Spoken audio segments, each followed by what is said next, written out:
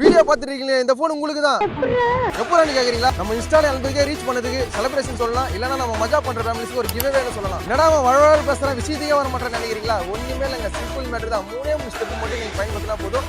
IPhone 13 உங்களுக்கு மட்டும்தான். Step சொல்ற, காது குத்து நல்லா கேளுங்க. ஃபர்ஸ்ட் ஸ்டெப் என்னன்னீங்கன்னா, முக்கியமா இந்த வீடியோவை எல்லாருக்கும் ஷேர் பண்ணுங்க. இந்த வீடியோ பார்த்துருக்கீங்களா? இந்த வீடியோ வந்து 20 பேருக்கு ஷேர் பண்ணணும்.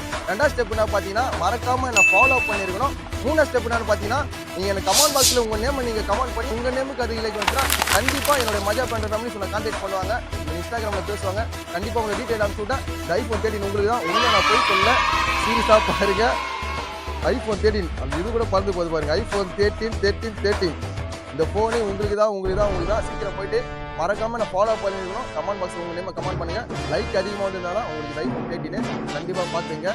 புது போனு அப்புறம் நாங்க சீக்கிரம் போயிட்டு என்ன ஃபாலோ பண்ணுங்க. உங்க நேம் கமெண்ட் பாக்ஸ்ல கமெண்ட் பண்ணுங்க. உங்க நேமுக்கு அதிக லைக் வந்தா இந்த போன் உங்களுக்கு தான். மஜா பண்றோம், மஜா மட்டும் தான் பண்றோம்.